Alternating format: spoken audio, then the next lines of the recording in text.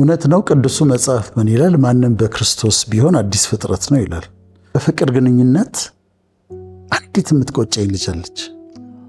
በጣም የምትቆጨኝ እኔ የጎዳኋት በህይወቴ እሷን ነች ብዬ ነው። አንድ የሚባል አባባል አለ እንደውም ሞኝ ከራሱ ብልህ ደግሞ ከሰው ስህተት ይማራል። ታምችና ኩብኩባ የበላባችሁን አመታቶች እመልስላችኋለሁ ይላል። ለምሳሌ አንድ ሰው እድሜው 70 ነው እንበል፣ ግን እሱ ማይንድ ሴቱ ሰብጀክቲቭ እድሜውን 40 ካደረገ እንደ 40 ዓመት ሰው መሆን ይችላል።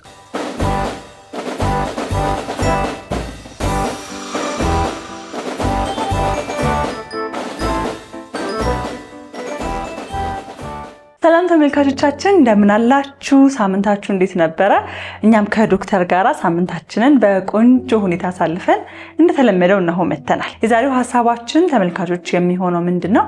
በሀገራችን አንድ የሚባል አባባል አለ እንደውም ሞኝ ከራሱ ብልህ ደግሞ ከሰው ስህተት ይማራል የሚባል ነገር አለና ዛሬ በህይወታችን ውስጥ ስላለን ቁጭት የኔን የዶክተርን ቁጭት ያነሳን እንነግራችኋለን። እንዲሁም ደግሞ በህይወት መንገድ ውስጥ ዶክተር ብዙ ያገኛቸው ብዙ ያማከራቸው ሰዎች አሉና ሰዎች በህይወታቸው ውስጥ ምን ይቆጫቸዋል የሚለውን ሐሳብ እያነሳን ወደፊት ህይወታችን ላይ ሊፈጠሩ የሚችሉ ቁጭቶችን እንዴት መቀነስ እንደምንችል በሰፊው እንነጋገራለንና በህይወት ውስጥ ያው የተወሰነችን ቢሆን ቁጭት ያለው ሰው ይኖራል።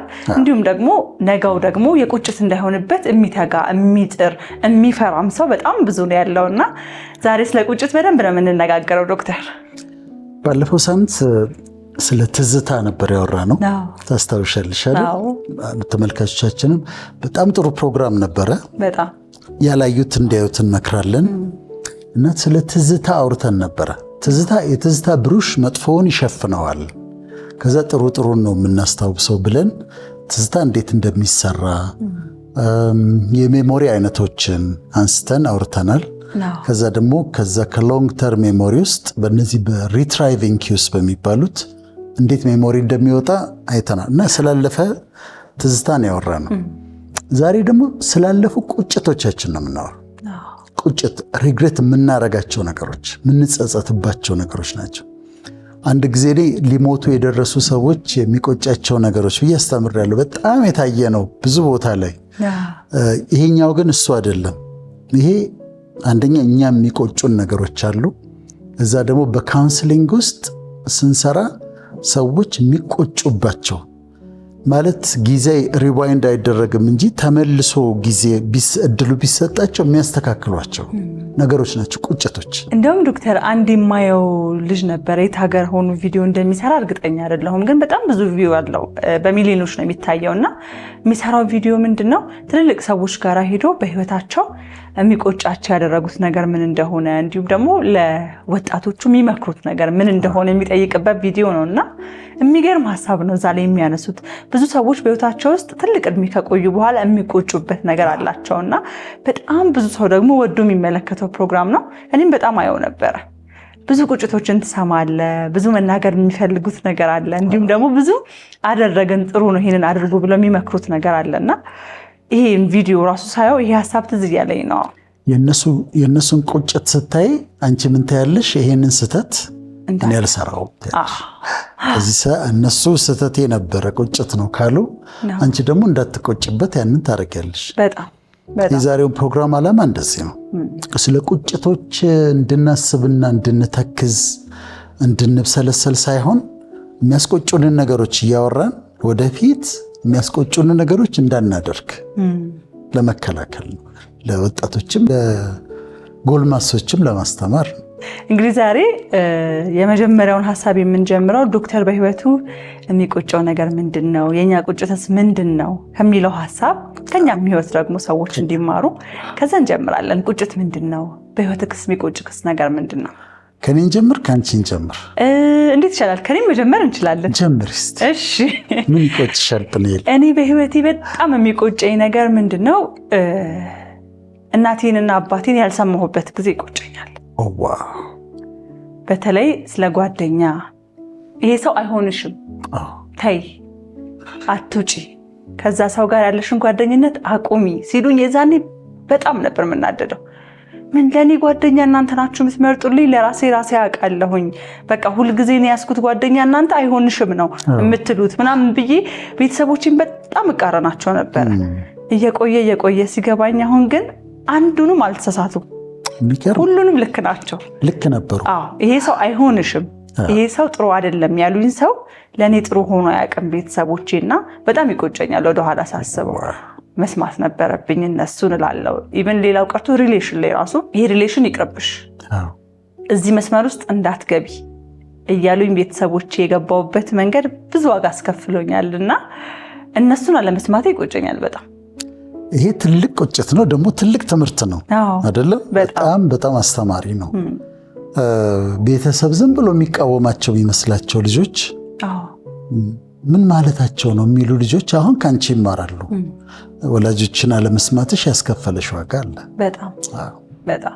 የኔን ቁጭቶች ደግሞ ላውራልሽ እኔ የሚቆጩኝ ነገሮች አንደኛ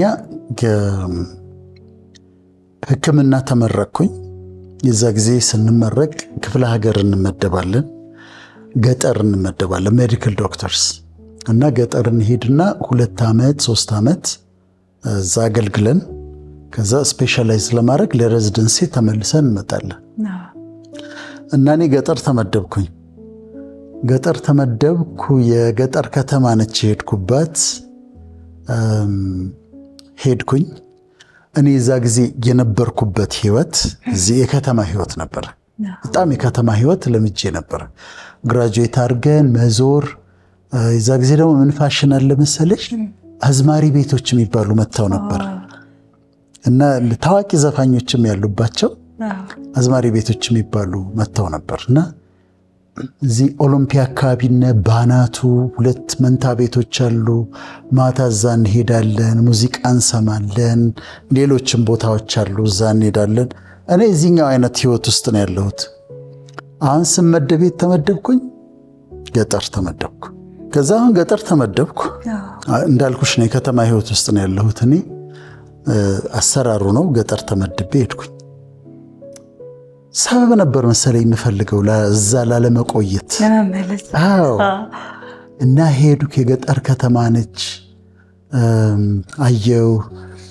ጤና ጣቢያ ሄድኩኝ አንድ ዶክተር አለ ከኔ ቀድሞ እዛ አለ ከዛ ላቦራቶሪ ውስጥ አንድ ማይክሮስኮፕ ነች ያለችው በጣም የተሟላ ነገር የለውም እውነት ለመናገር ጤና ጣቢያው ከአንድ ዶክተር በላይ አያስፈልገውም ግን እሱን አየሁ ከተማውን አየሁ እቺ የለመድኳት የአዲስ አበባ ህይወት አለች አንድ ቀን ነው 2 ቀን ቆይቼ ተመለስኩ ዋው በቃ ዝም ብለህ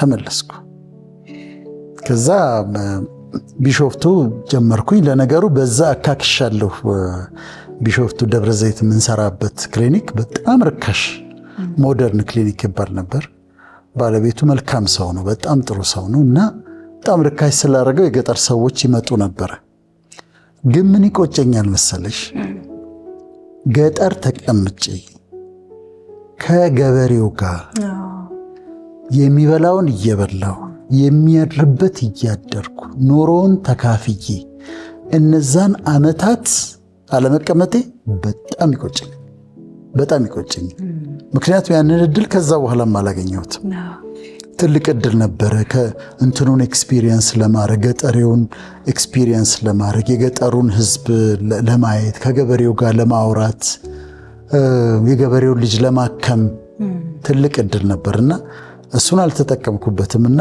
በጣም ለብዙ አመት ይቆጨኝ ነበር ግን እንዳልኩሽ ደብረ ዘይት ደግሞ ትንሽ ቢሾፍቱ አካክሶልኛል ምክንያቱም ብዙ የገጠር ሰዎች አካባቢው ካሉ የገጠር ሰዎች ይመጡ ነበር እኛ ጋር በጣም ርካሽ ስለነበረ የኛ ህክምና ክሊኒኩ ያደረገው በዛ ተካካሳልኝ እንጂ ገጠር አለመስራቴ የዛ ጊዜ መመለሴን ነው ማየው የቺ ከተማዋ የለመድኳትን ነገር ነው ማየው ግን ትልቅ ከሆንሽ በኋላ ያንን ኤክስፒሪየንስ ማድረግ ነበረብኝ ብዬ እላለሁ አንዱ ጸጸቴ ይሄ ነው ሁለተኛውን ጸጸቴ ልንገርሽ ሁለተኛው የምጸጸትበት ነገር የሀገር ውስጥ ቋንቋዎች አለመማሪ ቢያንስ እስከ ተወሰነ ደረጃ ትግርኛ ኦሮሚፋ፣ ጉራጊኛ ቢያንስ አንዱን ወይ ሁለቱን አለመማሪ በጣም ይቆጨኛል።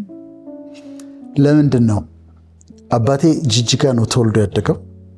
ጅጅጋ ተወልዶ ስላደገ ከሶማሌዎች ጋር ስላደገ ሶማሊኛን በደንብ ይናገር ነው፣ ፍሉወንት ነበር። በጣም ከመናገሩ የተነሳ የአፄ ኃይለሥላሴም ሹመኛ ነበር እና በጣም ከመናገሩ የተነሳ ቋንቋውን ከመቻሉ የተነሳ ጃንሆይ ወደዛ አካባቢ ሲሄዱ የሚያስተረጉምላቸው እሱ ነበር። ሶማሊኛ የሚያስተረጉምላቸው እሱ ነው። ወጣት ነበር። ፊት አውራሪ አድርገው ሾመውታል። መሐረነም እንዳይባል ነበር እና በቋንቋ ይታወቃል። ከሶማሌው ማህበረሰብ ጋር የሚግባቡት ጃንሆይ በእኔ አባት በኩል ነበር በአብዛኛው። እንግዲህ ተመልከች፣ እሱ ፍሉወንትሊ ሶማሊኛን ይናገራል። አንድ በይ እናቴ ተወልዳ ያደገችው ድሬዳዋ ነው። እዛ ተወልዳ ነው ያደገችው። ከዛ በኋላ አባቴን ካገባችን በኋላ እዛው አካባቢ ሐረር፣ ድሬዳዋ እንዲህ ነበሩ። ኦሮሚፋ አቀላጥፈ ትናገራለች። በደንብ አድርጋ ኦሮምኛ ትናገራለች፣ ትችል ነበረ። እሱ ሶማሊኛ ይናገራል፣ እሷ ኦሮምኛ ትናገራለች ከአማርኛ ተጨማሪ። እኔስ የሀገር ውስጥ ቋንቋ አልተማርኩም። በጣም ይቆጨኛል፣ በጣም ይቆጨኛል። አሁን ብዙ ቦታ ሲሄድ በተለይ ኤርትራውያን ሲያገኙኝ ለምን እንደሆነ አላውቅም፣ ኤርትራውያን መስላቸው እና በትግርኛ ያናግሩኛል። በትግርኛ ሲያናግሩኝ እንዴት እንደሚቆጨኝ ልነግርህ። ምን አለበት ብማር ኖሮ፣ ትግርኛ ብማር ኖሮ፣ ብችል ኖሮ፣ ቢያንስ እንደው ኮሚኒኬት የማደርግበትን ያህል ትግርኛ ባውቅ ኖሮ። መጥተው ቀጥታ በትግርኛ ነው የሚያዋሩ። እሱ ይቆጨኛል። ሌሎችንም የሀገር ውስጥ ቋንቋዎች እንደው ትንሽ ትንሽ ወይ ደግሞ አንዱን መርጬ በጣም ፍሉወንትሊ ብናገረው እንዴት ጥሩ ነበረ ብዬ እላለሁ። የሀገሩ የውጭ በጣም ነው የሚቆጨው። እኔ አሁን ሻሸመኔ ነው እንግዲህ ተወልጄ ያደግኩት። አብዛኛው ማህበረሰብ እንዳልከው ኦሮሚፋ ነው የሚናገረው፣ በኦሮምኛ ነው የሚግባቡት። ቤት ውስጥ እኛ ጋር ይነገራል እና እየሰማሁ ነው ያደግኩት። ተምሬያለሁ ሁላ። ተምረሻል? ግን ይሄ ወጣትነት፣ ልጅነት ትኩረት አለማድረግ ከ1 እስከ 8 ነበር የተማርነው እና ያን ያህል ትኩረት አለማድረግ አሁን ይቆጨኛል። በደንብ ብናገር ባወራው ኑሮ ጥሩ ነበርና ይቆጫል። ይሄ ይቆጫል፣ በጣም ይቆጫል። አንቺም ደግሞ እድሉ ነበረሽ። አሁን ሻሸመኔ ስታድጊ በደንብ እዛ የሚነገር ከሆነ ልትማሪው እድሉ ነበረሽ እና ያልተጠቀምኩበት ያላረኩት የሀገር ውስጥ ቋንቋ ወይ ጉራጊኛ ወይ ትግርኛ ወይ ኦሮሚፋ አንዱን እንኳን በደንብ ማስተር ባረገው ጥሩ ነበር። ይሄ ቆጨኛል። ያው ሙሉ አይደለንም። ሶስተኛ እንደ ቁጭት ባላየው እንደ ቁጭት በቁጭት ደረጃ ባላስቀምጠው። ያው እኔ ሕክምና ነው አይደል የተማርኩት፣ ዶክትሬቴ ሕክምና ነው። ሳይኮሎጂ ነው ማስተርስ የሰራሁት። ቴዎሎጂ ማስተርስ ሰርቻለሁ። ትሮፒካል ሜዲሲን ማስተርስ ሰርቻለሁ። ሌላ የትምህርት ኢንትረስት ነበረኝ፣ ደክሞኝ ያላረኩት። ሊትሬቸር በማር ደስ ይለኝ ነበር። ሊትሬቸር በጣም ነው የምወደው። በንባብ አካክሸዋለሁ፣ ግን እንደ ሌሎቹ ገብቼ ቁጭ ብዬ በማር ፔፐር እየጻፍኩ አሳይመንት እየሰራሁ ምናምን ሊትሬቸርን ብማር በጣም ደስ ይለኝ ነበር። ግን ሶስቱን ከሰራሁ በኋላ ደከመኝ። ብዙ እኮ ነው እና ሶስተኛ ትንሽ በመጠኑ እንትን የሚቆጨኝ ነገር እሱ ነው። አራተኛ በጣም የሚቆጨኝ ልንገርሽ፣ በጣም የሚቆጨኝ በጉርምስና ጊዜ በወጣትነት ጊዜ ሃይስኩል ተማሪ እያለሁ ቦሌ እየተማርን ሪች አካባቢ ነበረ ሰፈራችን። ጓደኞች ነበሩኝ። ሪቼ እዚህ ጋር አለ፣ ከዛ እንደዚህ ወደ ጨርቆስ መውረጃው አለ። መውረጃው እንደዚህ ያለ የሚያውቁት ያውቁታልና ወደ ጨርቆስ እንደዚህ መውረጃው አለ። በቀኝ በኩል ቀበሌ 14 ቢኒያም አፈወርቅ የሚባል ቤስት ፍሬንድ ያለ፣ በግራ በኩል ዳዊት አብዬ እዛች መንገድ ላይ ዳዊት አብዬ የሚባል ቤስት ፍሬንድ ያለ፣ ሌላ ቤስት ፍሬንድ ደግሞ አሸናፊ መኮንን የሚባል ነው በዚህ ጋር። እዛ ደግሞ ጨርቆስ ደግሞ ተካልኝ የሚል ኩታ የምንለው ጓደኛ አለ። እነዚህ በጣም ጓደኞቼ ናቸው። አሁን ዳዊት አብዬ አሜሪካ ነው ያለው፣ አትላንታ ነው ያለው። ባለፈው ክረምት ሄድኩኝ ጊዜ አግኝቼዋለሁ። ዘናጭ ነው፣ እንደውም ራስታ ሆኖ ነበርና አሁን ተመልጧል። ያየዋል ይሄንን እንደዚህ ሆነ እኔ ራሴ ባገኝ ፎቶን ሲያሳየኝ ራስታ ሆኖ አምሮበት እኔ ራሴ ነበርኩ የምቆርጥህ እያልኩት ነበር። አሁን እንትን ብሏል። የለም ራስታው ማነው ድሬዱ የለም።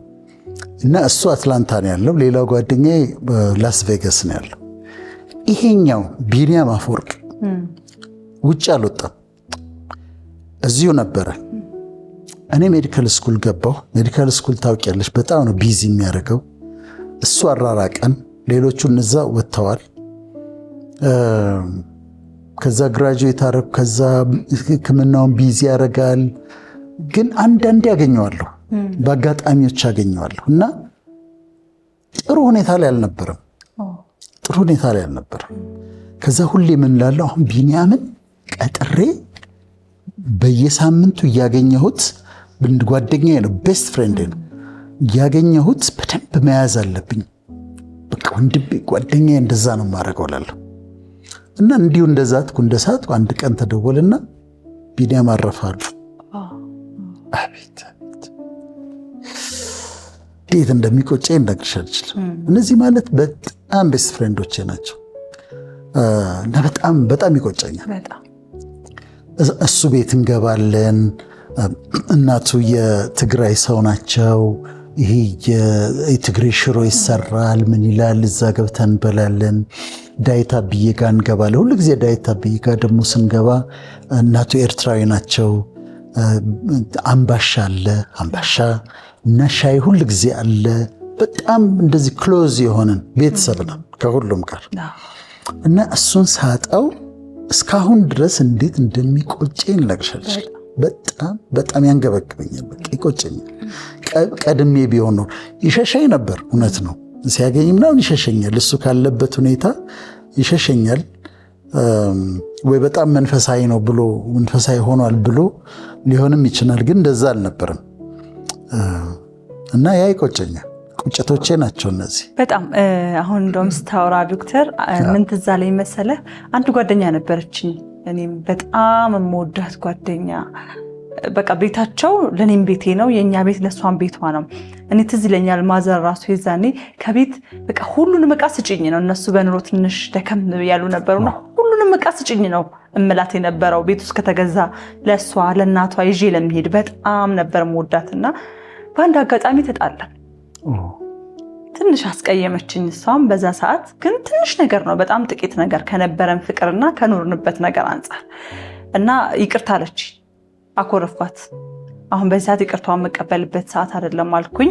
በቴክስት ይቅርታ ትለኛለች፣ ትደውልልኛለች፣ በሰው ትልክልኛለች። በቃ ይቅርታ አልኳት አይደል እንዴ ምናምን ትላለች። እና እኔ በቃ አኮረፍኩኝ። አይ በቃ የፈለገ ነገር ቢሆን አሁን ማንም ሰው እንዳይጠይቀኝ እንደዚህ ምናምን ብዬ ሲሪየስ ሆንኩኝ እኔ በሰዓቱና የሆነ ሰዓት ላይ ተደወለልኝና እናቷ አርፋለች ለቅሶ እንሂድ ተባልኩኝ።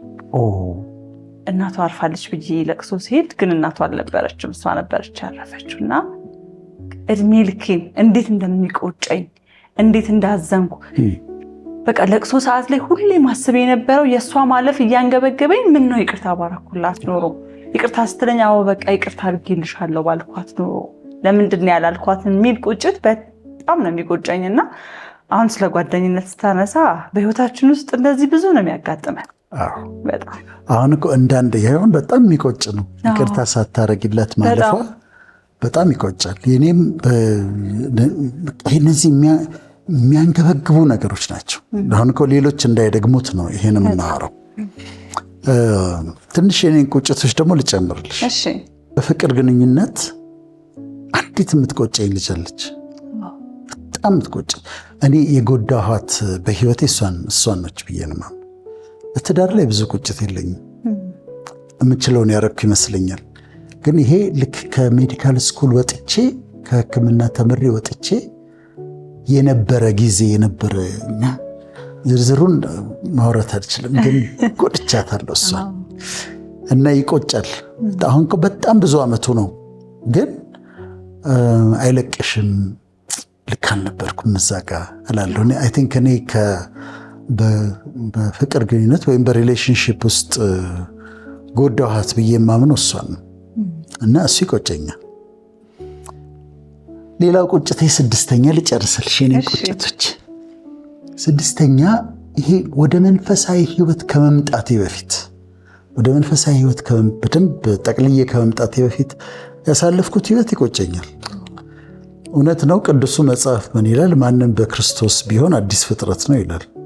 ማለት አይቆጠርብሽም ያኛው ማለት ነው። ያኛው ሰው ሞቷል እኮ ብለሽ መከራከር ትችያለሽ።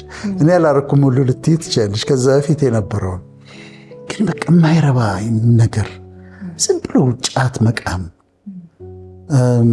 ሲጋራ ማጨስ አላስፈላጊ ነገሮች ናቸው። ሲጋራ ፓኬት ሮዝማን አስቀምጬ ማጨስ ምንድነው ፐርፐዙ? ምንም። ጫት መቃሙ ምን ነበር ፐርፐዙ? ምንም። ከዛ ደግሞ ወጥቶ መጠጣት፣ ናይት ክለብ መሄድ፣ ከዛ ደግሞ የሚከተሉ ነገሮች አሉ እና ከንቱ የሆነ ህይወት ነበረ። ዝም ብሎ እርባና የሌለው ህይወት ነበር እና እሱን ሳስበው ይቆጨኛል። ማድረግ የሌለብኝ ነገሮች ስላደረግኩኝ ይቆጨኛል።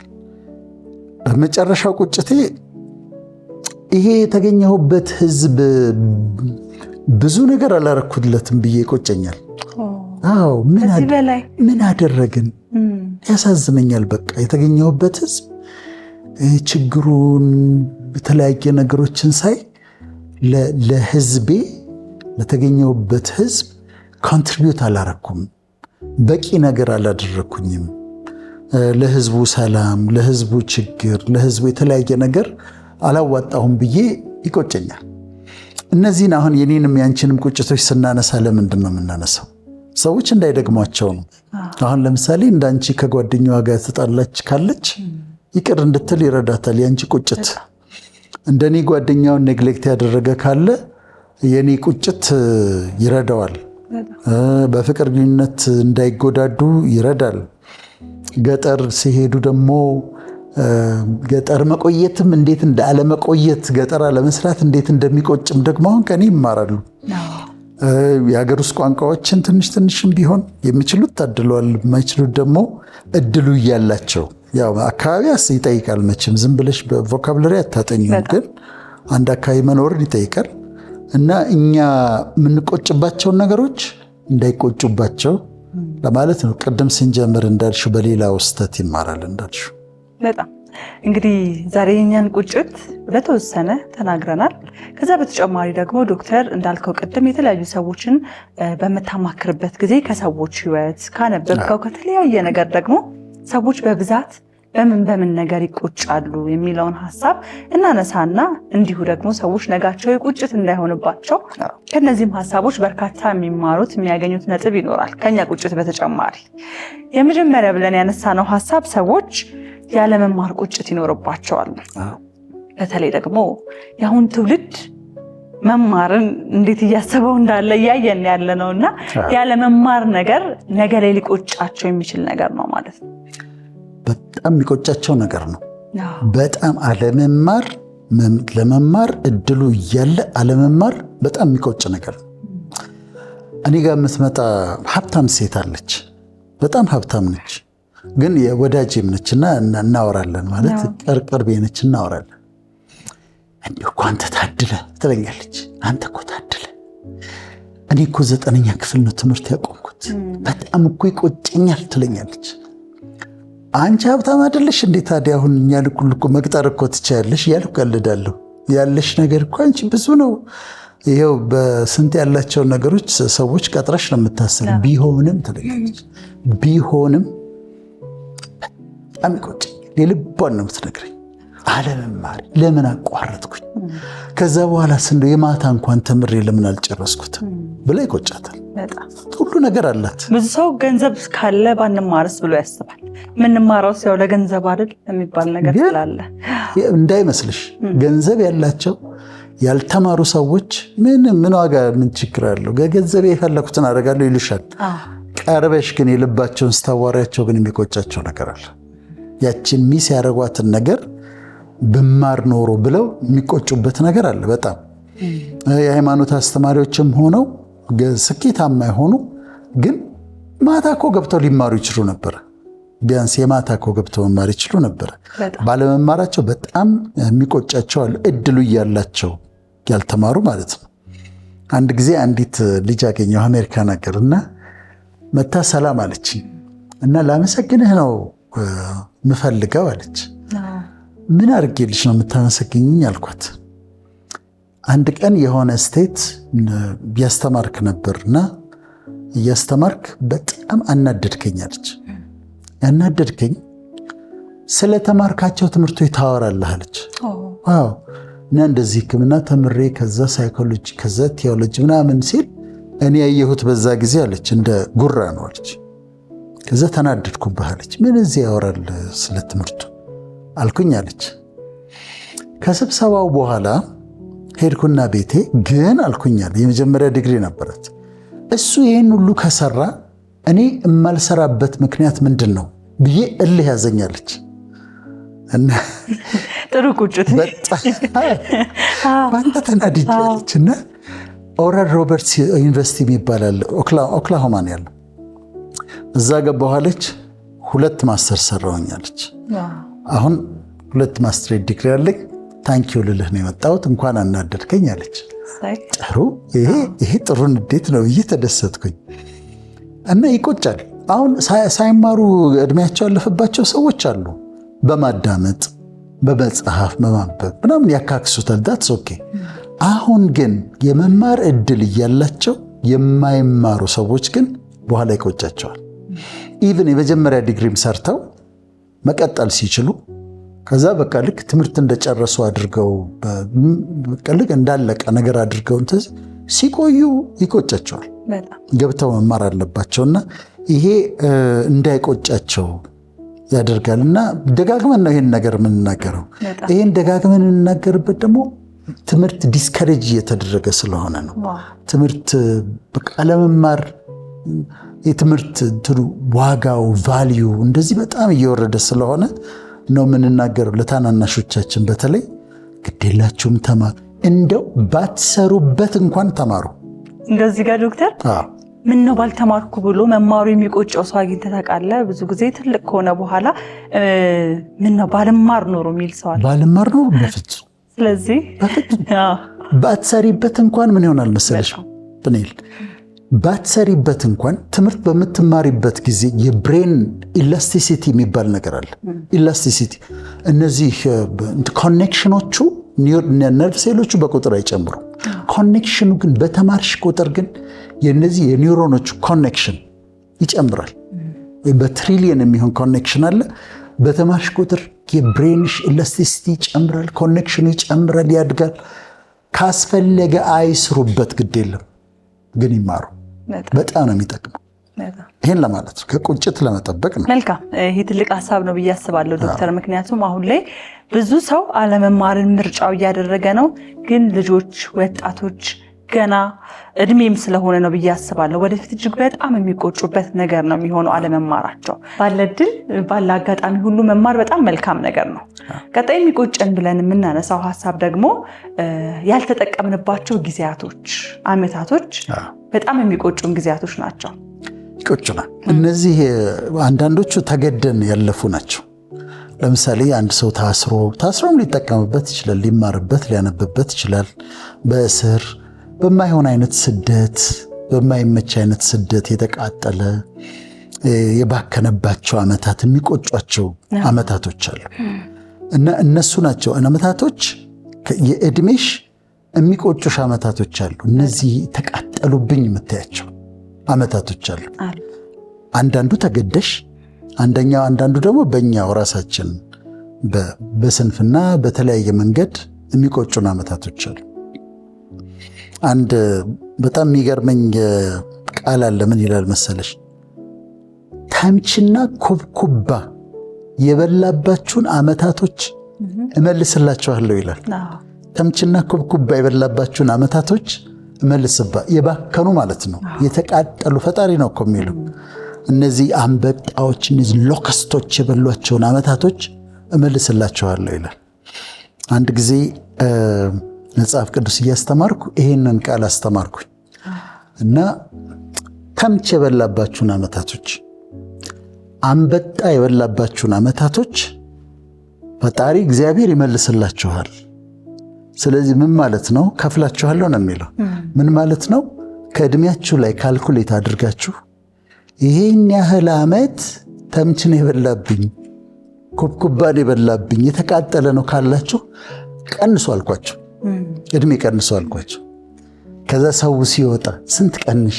20 አረን 25 የተቃጠለ አንዱ 10 ዓመት ቀንሻለሁ። 15 ዓመት እኔ ከእድሜ ላይ ቀንሻለሁ። የተቃጠለብኝ ነው ተምች የበላብኝ ነው እያሉ ይወጡ ነበርና በሳይንሱ ምን አለ? ሰብጀክቲቭ ኤጅ አለ። ሰብጀክቲቭ ኤጅ ማለት አንቺ ውስጥሽ የሚሰማሽ እድሜ ነው። ለምሳሌ አንድ ሰው እድሜው 70 ነው እንበል፣ ግን እሱ ማይንድ ሴቱ ሰብጀክቲቭ እድሜውን 40 ካደረገ እንደ 40 ዓመት ሰው መሆን ይችላል። አንድ ጓደኛ የነበረና ውስጤ 29 ነው ይለኝ ነበር። ትልቅ ሰው ነው፣ 60 ዓመቱ ነው። ስንት ዓመት ነው? ውስጤ 29 ነው ይለኝ። ውስጥ 29 ነው ይላል። በጣም ጥሩ ነው። መንገር ሁሉ ይቻላል። አሁን ለምሳሌ አንቺ የምትፈልጊው የሚሰማሽን እድሜ እኔ እድሜ ይሄን ያህል ነው ብለሽ አእምሮ እኮ በጣም የዋህ ነው። አእምሮ ሰጀስተብል ነው። የምትነግሪውን ነገር ያምናል። እና ያ ውስጥሽ የሚሰማሽን ሰብጀክቲቭ ኤጅ ወስደሽ ለምሳሌ አንዲት ሴት እድሜዋ 55 ከሆነ 39 ነው እድሜ ማለት ትችላለች ለአእምሯ። ያ ሰብጀክቲቭ ኤጅ ይባላል። ማይንድ ሴት ነው፣ ያንገር ማይንድ ሴት ይባላልና እንደዛ ሴት ስታረግን በጣም የሚገርምሽ ነገር ትለመልማለች። እድሜዋን ያንን ስትሰጠው ትለመልማለች። ይሄኛው የሚለው ምንድነው? ተምች የበላው እድሜ ያለ፣ ኩብኩባ የበላው እድሜ ያለ፣ እነዚህ አንበጦች መተው ከበው እህልን የሚበለው የለም። ልክ እንደዛ አመታቶቻቸው ተበልተዋል ነው የሚለውና እነሱን እሰጣቸዋለሁ ነው። እና አንዲት ልጅ ባለፈው ይሄን ነገርኳት ይሄን ቃልና እድሜዋ 53 ነው። እኔ አሁን በርዝዴ ሊመጣ ነው የማከብረው 30ኛ ዓመቴ ነው አለች። የምን 53 30 በቃ 30 ዓመቴ ነው አለች። እና ገና ጃንዋሪ ላይ ነው 30 እንግዲህ የሚሞላት ማለት። ስለዚህ አሁን 29 ነሽ ማለት ነው አልኳት። አሁን 29 ነኝ፣ ልክ ጃንዋሪ ሲመጣ 30 ዓመት ይሞላኛል አለች። ኖ ሞር 53 እና የእውነትም ደግሞ የተቃጠሉ ዓመታቶች ካሉ ያድስሻል። እኔ አንዳንድ ጊዜ አንዳንድ ቪዲዮችን የኔን ሳይ የዛሬ 15 ዓመት 20 ዓመት የነበሩ ቪዲዮችን ሳይ አሁን ወጣት ነኝ ከዛኛው ጋር ሳስተያይ በጣም ነው የሚገርመው። አንድ ቦታ ላይ ትልቅ ሰው ይሆኛለሁ። ከዛ አሁን እንትኑ ነው ማይንድ ሴቱ ነው ሰብጀክቲቭ ኤጅ ነው።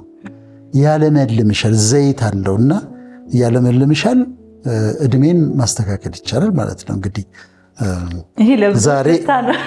ዛሬ መቀነስ ይችላሉ። ከቤት ውስጥ ቁጭ ብለው አንድ 10 ዓመት 15 ዓመት ከእድሜ ላይ ቀንሰው ሰብጀክቲቭ ኤጅ ሴት ማድረግ ይችላሉና 50 ከሆነች እኔ 35 ዓመቴ ነው ብላ ድርቅ። ግን ዶክመንት ላይ አይደለም፣ መታወቂያ ላይ ፓስፖርት ለውስጧ ባለ 55 ዓመቷ እኔ 35 ዓመቴ ነው ብላ ድርቅ ትበል። 60 ዓመት የሆነው እኔ 42 የመረጠውን ቁጥር ወስዶ ሰብጀክቲቭ ኤጅ ወስዶ ለውስጡ ለመታወቂያ ለሰው አይቻልም፣ ለውስጡ ግን 42 ዓመቴ ነው ይላል እና ይሰራል። ሳይኮሎጂካል ቤዝ አለው። ይህን ለማለት ነው። አቤቱ ዘመናችንን አድስ የሚልም አለ እና መታደስ አለ፣ መለምለም አለ። አይ መልካም ዶክተር፣ እንግዲህ ይሄ ለሴቶች በተለይ የምስራች ነው ብዬ ነው የማስበው። አይደለም ዛሬ ቀንሳሉ ብዙ። ዛሬ ሁላችንም ተስማምተን በአንድነት ነው በቃ ምን ቀንሰው። በቀጣይ ሊቆጩን የሚችሉ ነገሮች ደግሞ ያመለጡን እድሎች ናቸው። ያልተጠቀምንባቸው እድሎች በህይወታችን ውስጥ በጣም ይቆጩናል። ስለዚህ እያንዳንዱ ወደ ህይወታችን የሚመጡ እድሎችን በአግባቡ መጠቀም አለብን ማለት ነው። እነዚህ ደግሞ የሚስድ ኦፖርቹኒቲስ ናቸው። እድሎች መተው ወደኛ ግን ያልተጠቀምንባቸው ናቸው። 2 ምሳሌዎች ልስጥሽ። ድሮ የዛሬ 20 ዓመት አካባቢ አንድ ወዳጅ አለኝና እዚህ ከፍየል ቤት የሚባለው አሁን ፍየል ቤት የሚባለው ከሱ ወደዛ መሬት ገዝቷል። የዛ ጊዜ እኔ የምኖረው መስቀል ፍላወር አካባቢ ነው። በጣም ያን አካባቢ የምወደው በወጣትነት ቅድም እንዳልኩሽ ሪቻ አካባቢ ነኝ። ከዛ መስቀል ፍላወር አካባቢ በጣም ነው የምወደው። እዚህ ጋር ስቴጅ ቦሌ ነው። በዚህ ጋር ስትወጪ ጎተራ ነው። ትንሽ ሄደት ካልሽ መስቀል አደባባይ ወዳታለሁ ያችን አካባቢ። አሁን እሱ እዚህ መጥቶ አሁን ፍየል ቤት የሚባለው ሰሚት እዛ መጥቶ መሬት ገዝቶ ቤት እየሰራ ነው የዛ ጊዜ የዛሬ 20 ዓመት እና ይልኝ እስቲ ይለኛል። ከዛ አብሬው እመጣለሁ። አሁን እስቲ ሰው ብላለሁ እዚህ ድረስ መጥቶ አሁን እስቲ ባዶ ነው ከዛ ጊዜ ምንም የለም። እዚህ ድረስ መጥቶ ሰው ቤት ይሰራል እላለሁ። አሁን እኮ እኔ ቤት ተከራይቼ የምኖረው ሰሚት ነው። ከተማ ሆኗል፣ ትልቅ ከተማ ሆኗል። እኔ ብዙ እንትን አልልም፣ ግን እነዛ ልጆች ከነሽ ያንን ኦፖርቹኒቲ ተጠቅመውበታል። የዛ ጊዜ እዛ ቤት መግዛት፣ መሬት መግዛት፣ ቤት እዛች ላይ 150 ምናምን ካሬ ምናምን ሲሉ አይገባኝም ሁሉ፣ ግን ስማርት ነበሩ። ኦፖርቹኒቲ ተጠቅመውበታል። ያልተጠቀሙበት ደግሞ አሉ ማለት ነው። ሌላው አሁን እድሜው ወደ 60 አካባቢ የሆነ ያላገባ ወዳጅ አለኝ። ለምን እንዳላገባ ታውቂያለሽ? አቃቂር ሲያወጣ ሲመርጥ አቃቂር ሲያወጣ አንድ ጊዜ አንዷን ምን አለኝ፣ ቆንጅዬ ልጅ መታ ምንም የጎደላት ነገር የለም። ሰበብ ሲፈልግ ሳያገባ 60 ዓመት ሞላ። አሁን እነዚህ ሚስድ ኦፖርቹኒቲስ ናቸው። እንዲሁ ሳያገቡ የሚቆዩ ሰዎች ይኖራሉ፣ ጭራሽም ላያገቡ ይችላሉ። ኢትስ ኦኬ። ግን አቃቂር በማውጣት የመጡ እድሎችን በማበላሸት ከሆነ ግን እሱ ሚስድ ኦፖርቹኒቲስ ናቸው። መጽሐፍ ያለባቸው ሰዎች አሉ አይጽፉም። እና እነዚህ ሚስድ ኦፖርቹኒቲስ ናቸው፣ ሚስ መደረግ የለባቸውም ለማለት ነው። መልካም። ጥሩ ያልነበሩ የፍቅር ህይወታችንም ደግሞ የሚቆጨን ነገር ነው። የሰው ልጅ በህይወቱ ውስጥ በፍቅር ግንኙነት በተለይ ቅድም ዶክተር አንተ እንዳልከው ራሱ ያጠፋው ጥፋት ራሱ ያበላሹ የፍቅር ህይወት ይቆጨዋል። እንዲሁም ደግሞ ጥሩ ያልነበረ የፍቅር ህይወት ከነበረው እየቆየ ሲሄድ በህይወት ውስጥ የሚቆጨው ነገር ነው ማለት ነው የፍቅር ግንኙነት። ፍቅር ያዘኝ ብላ ስታለቅስ ወዴት ደረሰ ያ ነገር? ምንም በቃ የትም የማይሄድ ባቡር እንደመሳፈር ነው። በከንቱ ነው ያለቀሰችው። አሁን ወጣቶች ቢያምኑ ጥሩ ነበር። ኮሌጅ ተማሪዎች፣ ሃይስኩል ተማሪዎች ዝም ብሎ ፍቅር ያዘኝ ብሎ ማልቀስ፣ ረዥም ሰዓት ስልክ ማውራት፣ ጆሮሽ እስኪቃጠል ድረስ እንደዚህ ተይዞ ሌት ተቀን ስልክ ማውራት፣ ቴክስት ማድረግ ከዛስ ይሄድና ይቆማል። ምን ዌስት ኦፍ ታይም ነው። ዌስት ኦፍ ኢነርጂ ነው። በቃ ወድጄዋለሁ፣ አበድኩላት፣ ያለሷ መኖር አልችልም፣ ያለሱ መኖር አልችልም። ከዛ ረዥም ሰዓት መንከራተት አላስፈላጊ ነው፣ የሚቆጭ ነገር ነው። በኋላ ዞር ብለሽ ስታየው ምን እያረኩ ነበር ትያለሽ። ምን ነበር እሱ ነገር? ምን ነው በሰዓቱ ቢገባ አይገባም። እንዲህ አይነት ነገር እኮ ቦታው ላይ በጣም ብዙ ሰው ይቸገራል።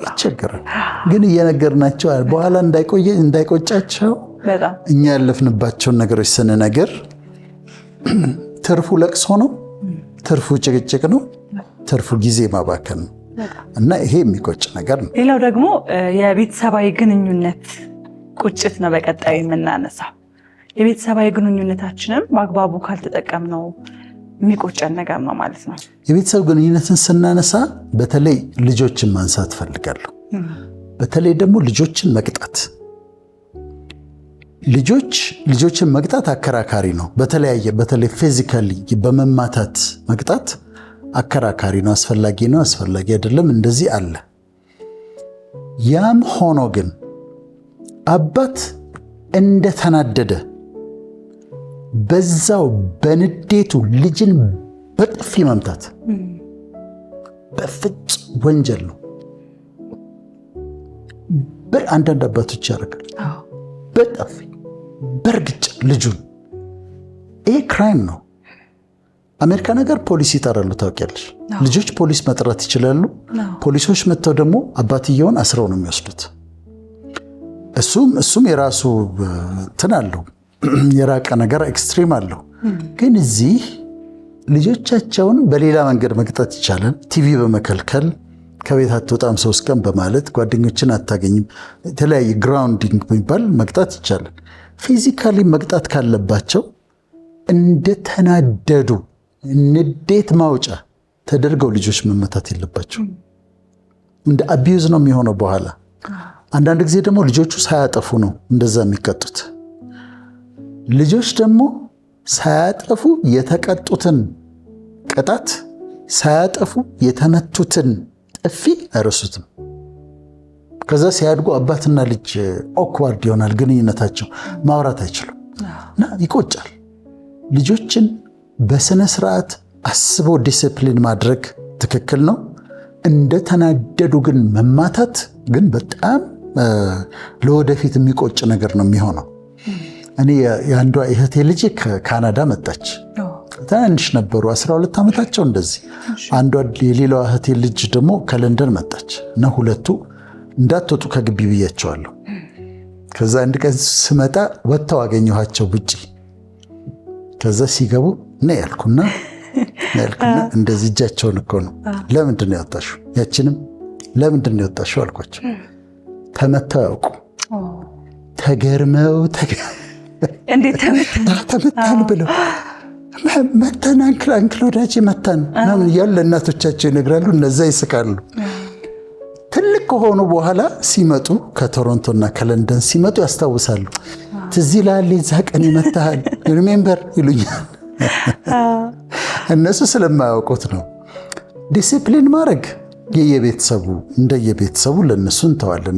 ልጆቻችሁን በዚህ መንገድ ቅጡ አንልም። ሁሉም ቤተሰብ የራሱ መመሪያ ይኖረዋል። እንደተናደዳችሁ ግን አትማቱ። ንዴታችሁን ልጆቻችሁ ላይ አትውጡ። ደግሞ ሳታጣሩ ደግሞ ሳያጠፋ ልጁ አንዳንዴ ሳያጠፉ ይመቱና ከዛ በኋላ ነው የሚነቃው። እሱ አይደለም አንድ አልሰራም እኔ እኮ መስሎኝ ነው ብሎ ይቅርታም አይጠይቀውም ደግሞ እና ይሄ መጠንቀቅ በጣም ይቆጫል። ይሄ መጠንቀቅ ቤተሰብን በተመለከተ ይሄን ይቆጫል። እንግዲህ ሚስትን መማታት ደግሞ እንደሱ ደግሞ ጨራሽ የማይታሰብ ነገር ነው። መደረግ የሌለበት መደረግ ብቻ ሳይሆን ወደ ሀሳብ መምጣት የሌለበት ነገር ነው። ሌላው ራስን ያለ መግዛት ቁጭትን ነው በቀጣይ የምናነሳው። ደግሞ ሰዎች በህይወታቸው ውስጥ ራሳቸውን ባለመግዛት ብዙ ስህተቶችን ሊሰሩ ይችላሉ። እነዛ ደግሞ የቁጭት መንስኤ ናቸው። በጣም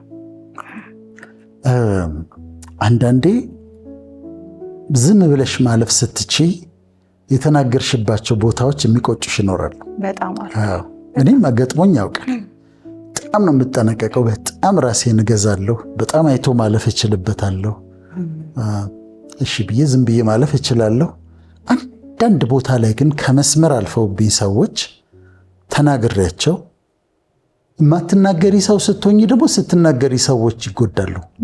እሱ ነው ችግሩ። ዝም ብለሽ ሶፍት ሆነሽ ቆይተሽ ከዛ አንድ ቀን ስትናገሪ ሰዎች ይጎዳሉ። እና እንደዛ ሆኖብኝ የተናገርኩባቸው ቦታዎችና ከተናገርኩኝ በኋላ መጥፎ ቃላት አልጠቀምም፣ ግን ትንሽ ጠንከር አድርጌ ገስሻቸው እንኳን ከዛ ይቆጨኛል። ላለፈው እችል ነበር እኮ ያንን ነገር ግን ላለፈው እችል ነበር ብዬ እንደዛ አላለሁ። ደግሞ you cannot take it back። አንዴ ከተናገርሽ በኋላ ከእንደበትሽ ከወጣ በኋላ መልሰሽ መውሰድ አትችይም። ነጮቹ አንዳንዴ እድል ይሰጡሻል። የሆነ ነገር ሲነጋገሩ ቴክ ኢት ባክ ይባላል። ቴክ ኢት ባክ ማለት የተናገርከው ቴክ ኢት ባክ ካለ መልሶ ባይወስደውም ግን አትሊስት የተናገረውን ነገር ካንስል አድርጎታል ማለት ነው። እና ማለፍ ከቻልሽ ማለፍ እንዳይቆጭሽ። ጠብ ውስጥ የሚገቡ ሰዎች አሉ። እኔ እዛ ውስጥ የለሁም፣ ግን ተናደው ጠብ ውስጥ የሚገቡ አሉ። ከዛ ይጣላሉ፣ ችግር ውስጥ ይገባሉ። ክብር የለበትም፣ መጥፎ ነገር ነው እሱ። ጠጥተው ነድተው አደጋ የሚገጥማቸው ሰዎች አሉ አይደለም? ይቆጫል፣ ያ ይቆጫል። ያቺ ቀን በቃ የተረገመች ትሁን።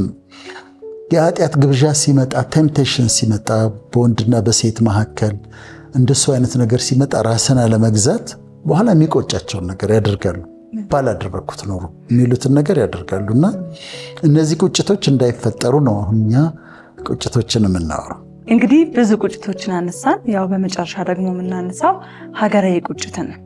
ሀገራዊ ቁጭት ሰዎች በህይወታቸው ሊቆጩ ከሚችሉባቸው ነገሮች መካከል አንዱ ሀገራዊ ቁጭትም አንዱ ነው።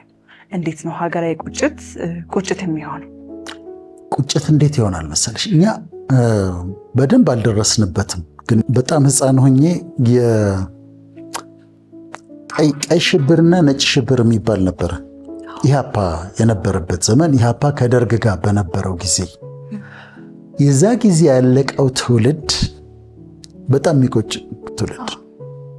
እኔ አንድ አብሮኝ የተማረ ዶክተር ፍስሐ ወልደ ማርያም ባለቤቱ ዶክተር ፍሬህይወት ትባላለች። ፌኒክስ ነው ያሉት።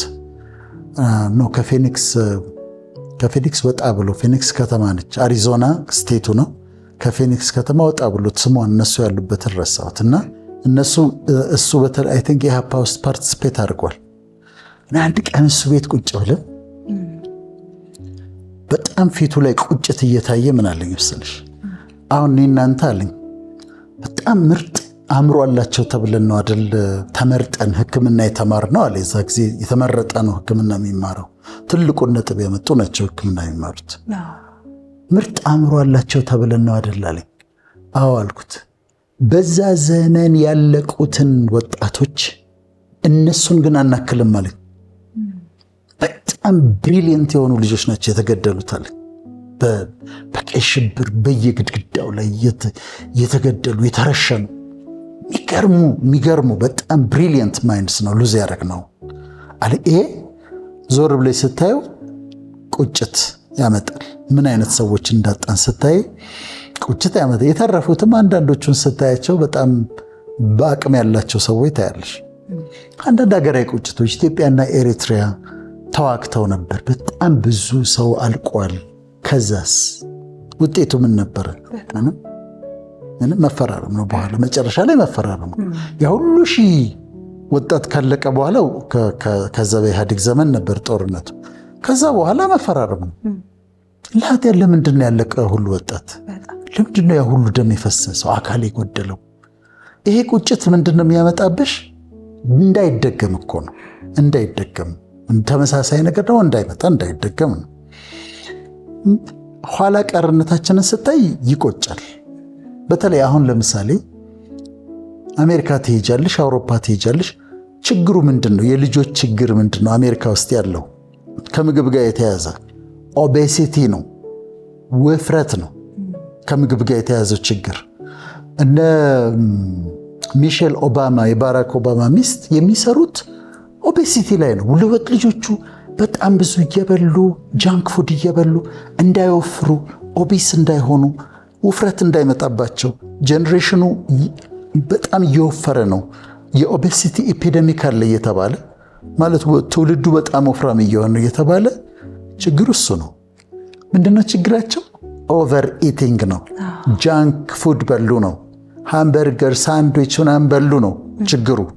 እዚህ ከቢሮ ወጥቼ ቤት እስክደርስ ድረስ ራበኝ የሚሉ ህፃናት መንገድ ላይ አሉ። በጣም ብዙ ህፃን ልጅ ያቀፉ እናቶች እንደዚህ ታያለች። ይሄ ይቆጫል። የተለያየ ዓለም ነው ያኛውና ይሄኛው በጣም ይለያያል።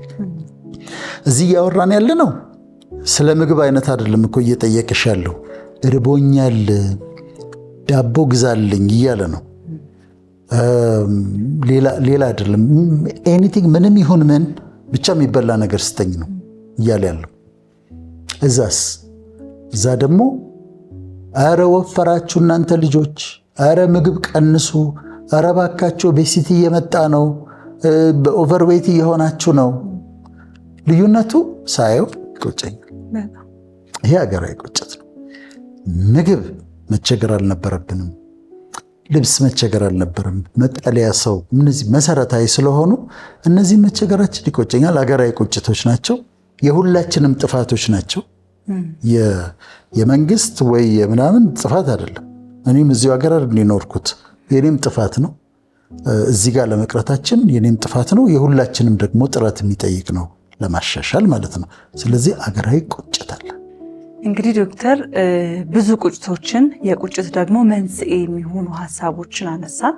ይህን ሁሉ ያነሳንበት ዓላማ አለ። እንግዲህ ቅድም እያልክ እየነገርከን እንደነበረው ሰዎች ከኛ ቁጭት እንዲሁም ደግሞ እንደ ቁጭት መንስኤ ናቸው ብለን ካነሳናቸው ከነዚህ ሀሳቦች ላይ ተምረው ህይወታቸው ውስጥ ቁጭት የሌለበትን ህይወት እንዲኖሩ ነው። ምናልባት ቁጭት ምንም የሌለበት ምንም የማይቆጭ ሰው ይኖራል ብሎ ማሰብ ከባድ ነው አይደል? ግን ይቀንሱታል ቢያንስ። ልክ ነው። ከዚህ በኋላ ባለን ህይወት እኔም አሁን የተቆጨኋቸው ቁጭቶች አሉ። የራሴ ቁጭቶች፣ የአንቺ ቁጭት፣ ከዛ ደግሞ ካውንስሊንግ ላይ ያገኘናቸው እነዚህ ቁጭቶችን የሚቆጨኝን ነገር እኔም እንዳላደርግ እንድጠነቀቅ ሌላ የሚቆጨኝን ነገር እንዳላደርግ የሚመለከቱንም ተመልካቾቻችንም ደግሞ ራሳቸው አጥፍተው ከሚቆጩ የራሳቸው ቁጭቶች ይኖራቸዋል። ራሳቸው ደግሞ ሌላ ስህተቶች ሰርተው ከሚቆጩ ከነዚህ ስህተቶች አይተው እንዳይቆጩ የሚቀሪው ዘመናቸው ቁጭት የሌለበት ሌላ ቁጭት የሚያመጣ ነገር ሳይሰሩ እንዲያልፉ ነው የዛሬው ፕሮግራም ዓላማ። መልካም እንግዲህ እናመሰግናለን ዶክተር ለነበረን ቆይታ።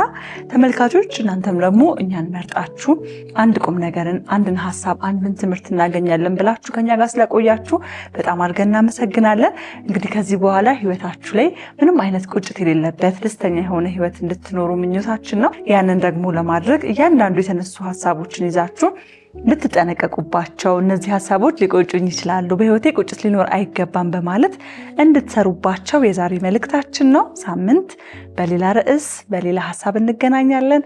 እስከ ሳምንታችሁ ያማረ ይሁን። መልካም ጊዜ